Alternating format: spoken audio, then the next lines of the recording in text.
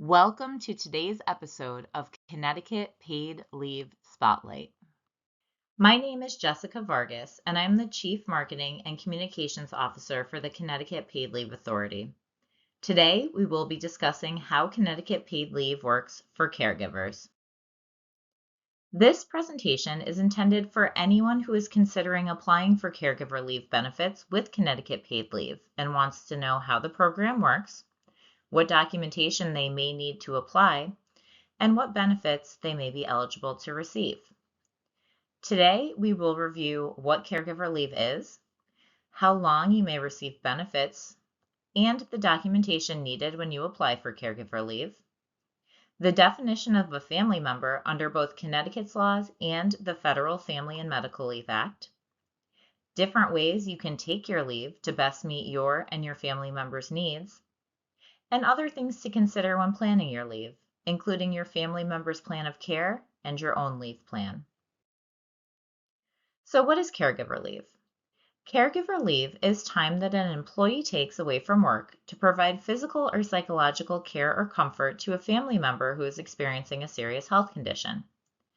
It is important to note that a serious health condition requires two elements, both incapacity and treatment by a healthcare provider. Here are some examples of things that would be considered serious health conditions. An overnight stay in a hospital, a chronic condition for which your family member sees their healthcare provider at least twice per year, a long-term condition for which treatment is no longer effective, but your family member is still under medical supervision. This is, for example, the terminal stages of cancer or Alzheimer's. Incapacitation during pregnancy. This applies to spouses and or family members of a pregnant person who plan to be the pregnant person's caregiver. The time can be used for routine prenatal appointments and or to provide care should the pregnant person be experiencing complications during their pregnancy. There is a paid leave spotlight specifically about pregnancy and caregiving on our website at ctpaidleave.org. Please note that this is not an exhaustive list of serious health conditions.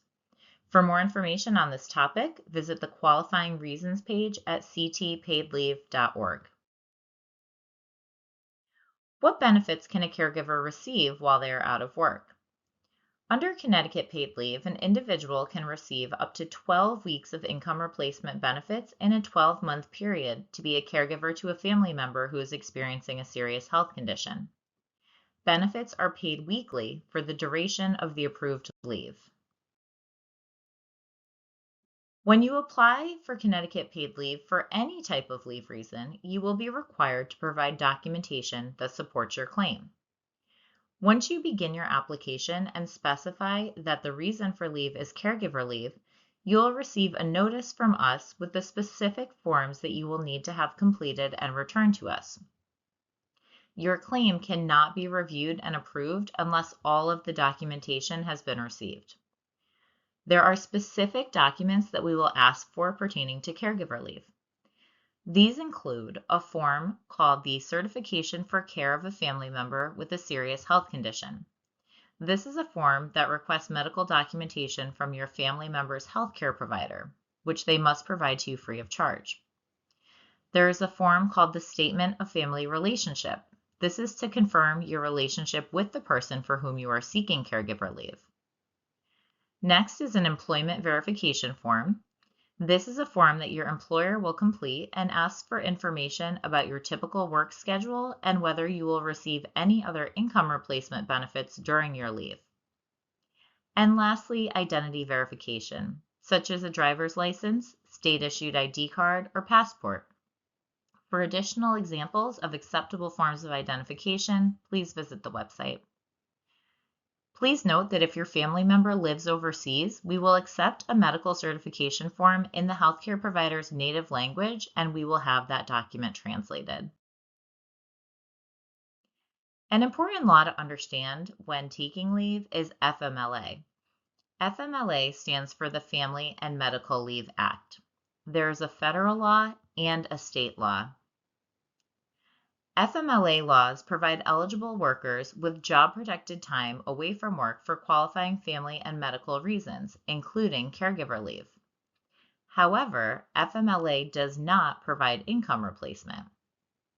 The state and federal departments of labor regulate FMLA, and the laws are implemented by employers. It is important that a person applying to Connecticut paid leave for income replacement benefits also applies directly to their employer for job protected leave under FMLA or other laws. Now let's review who is considered a family member for the purposes of caregiver leave. Connecticut has an expansive definition of family.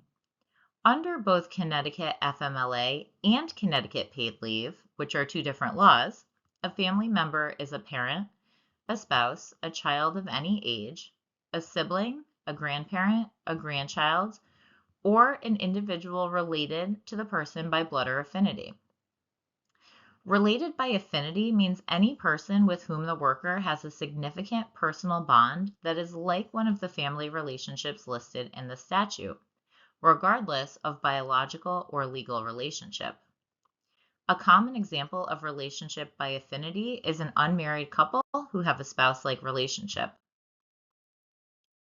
The Federal Family and Medical Leave Act has a more narrow definition of family than the Connecticut law.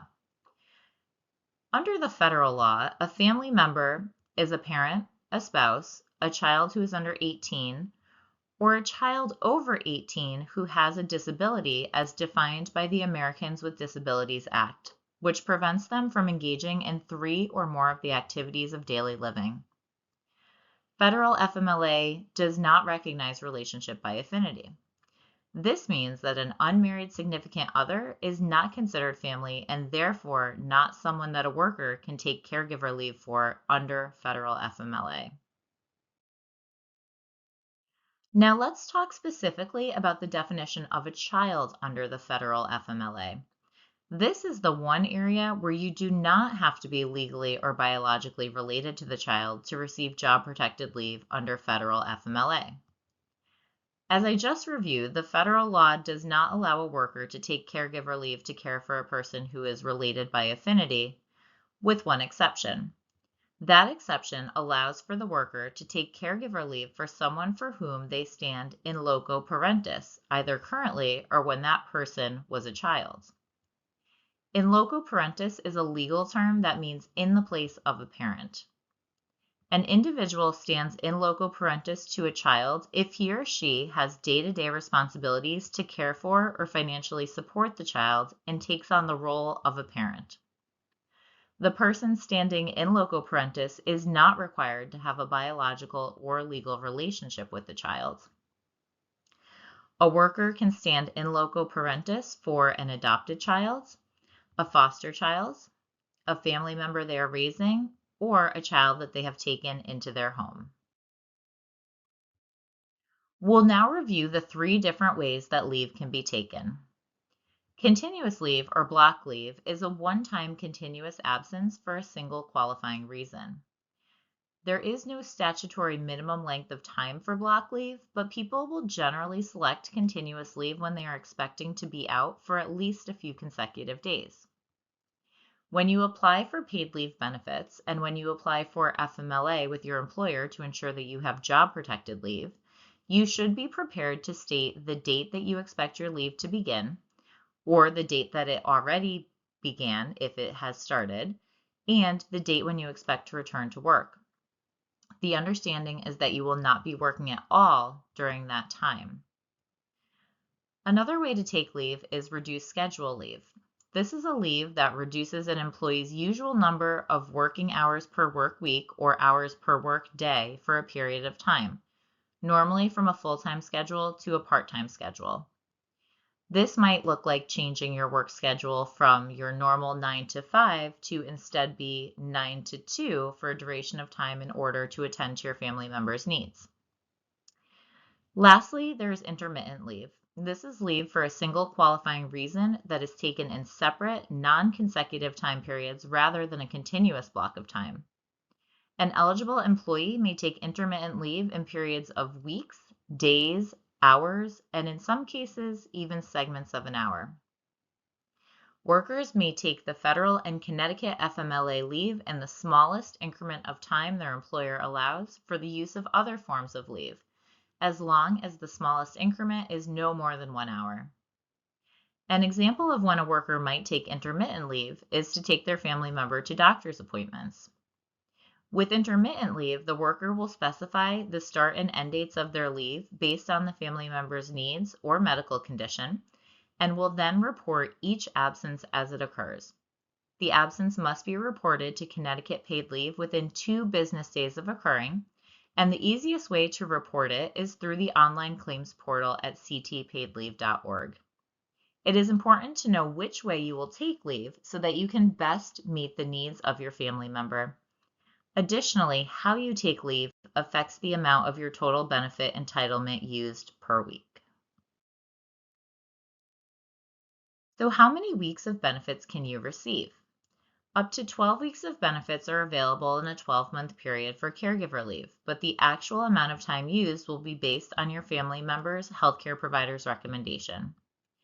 In thinking about the 12-week entitlement, it is important to understand that a work week is your usual or normal schedule, hours per day and days per week, prior to the start of your leave, whether that schedule is 25 hours a week, 40 hours per week, or more.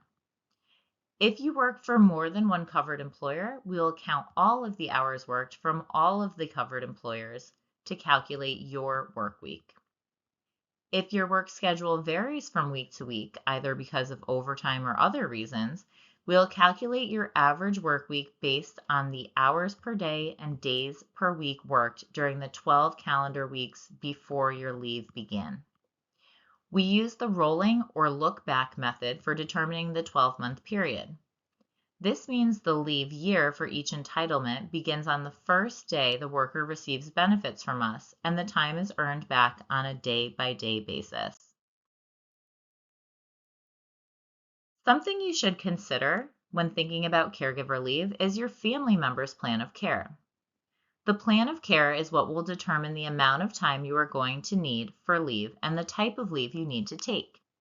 It will be helpful to discuss your family member's needs by speaking with their healthcare provider. Things to discuss should include when you will need to be present and the scope of your responsibilities. For example, will you be going to doctor's appointments or attending telehealth visits, chemotherapy, physical therapy, intensive outpatient programs, or appointments with specialists of the medical team?